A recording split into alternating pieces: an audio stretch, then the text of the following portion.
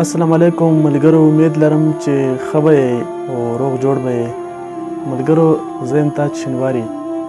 نن یو ویډیو در سره شیر کومه. زموږ یو پښتون رور، زموږ یو سینیر کس علي خان چې د پښتو دپاره یې څه وکړلو څه یې ونه کړل. ټول عمر خوارۍ وکړې، خو د خواریو اخري نتیجه چې کومه ده، د ده چې کوم فیسبوک چینل دی هغه مونټایز شو. هغې ته د فیسبوک والا وویل چې تا له مونږ چینل مونټایز کړ، خو یو په یو شرط باندې. علي خان وایي چې زما دپاره ډېره د خفګان خبره هم ده او ډېره د خوشحالۍ خبره هم ده.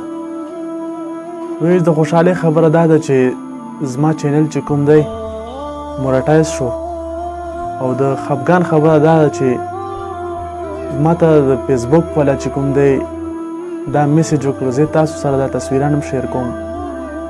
علي خان رور دا ویډیو راولېږله، نو ما وایي چې زه تاسو سره په یو څو خبرې وکړم. نو په خبره به دې باندې ده چې پښتو زموږ دا پښتو چې کومه ده، شکر الحمدلله موږ الله تعالی مسلمانان پیدا کړي. موږ لاک لاک شکر دی چې الله تعالی موږ مسلمانان پیدا کړي او زموږ ژبه چې کومه دا پښتو ده.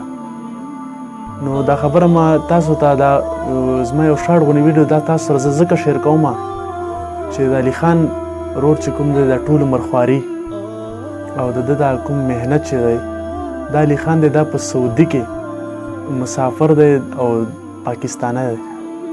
نو د ده مقصد دا دی چې زه چې څومره خواري ما وکړه او څومره زه ټول عمر ما تکلیفونه وکړه او زما فیسبوک کې چې کوم دی فیسبوک له څومره ټایم ورکړی، نو د دې اخري نتیجه دا ده چې ما ته فیسبوک والا وویل چې تا ته به پیسې میلاوږي، تا ته داسې نه چې پیسې به تا ته نه میلاوږي، د ستا چې کوم فیسبوک دی دا مونټایز شو.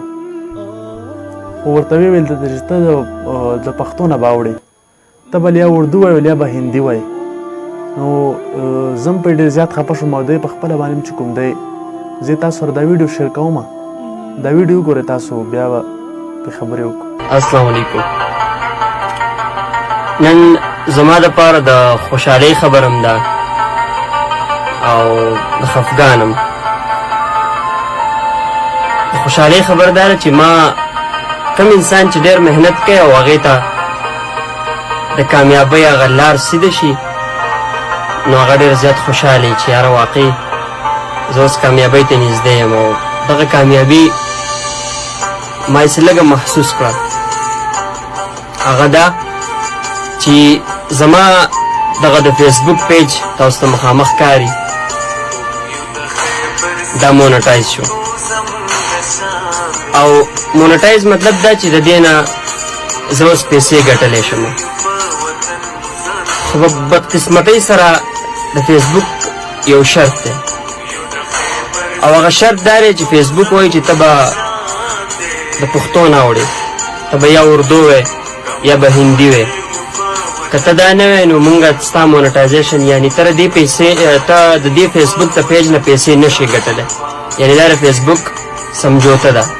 اوس فیسبوک ټیم وایي چې مونږ پښتو نه منو، مونږ صرف اردو منو، هندي منو. که ته دغه وې نو مونږ به ستا چې کوم مونټایزیشن دی دا به برقراري او ته دې نه د میاشته 1 لاک نه واله د 2 لاک روپو پورې ته ګټلی شي. نو بس په دې ځای کې خفه شوم، او خفه صرف دې وجې نه یم چې زمونږ پښتو اوس هم شاته ده.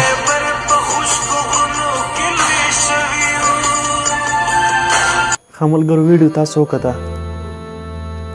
ډېر زیات یې زه هم خفه کړم او دی چې په خپله باندې دی هم ډېر زیات خفه دی په دې وجه باندې چې زما دا ټول عمر خواري او زما دا محنت او اخري بیا فیصله په دې وشوه چې ته به د پښتو نه اوړې.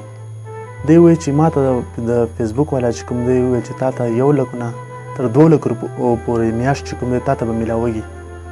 خو دی ډېر غیرتي انسان دی او زموږ پښتون رور دی، ډېر ایمانداره دی ملګرو چې دا پیسې هم نه قبلوي، پیسې هم نه غواړي. او دی چې کوم دی د خپلې پښتو او خپل غیرت چې کوم دی دومره موږ سره شیر کړه او دومره یې موږ ته وښوده چې زه نه پیسې غواړم، خو صرف وجه دا ده د ده جړه هم تاسو واورېده، فریاد تاسو واورېده.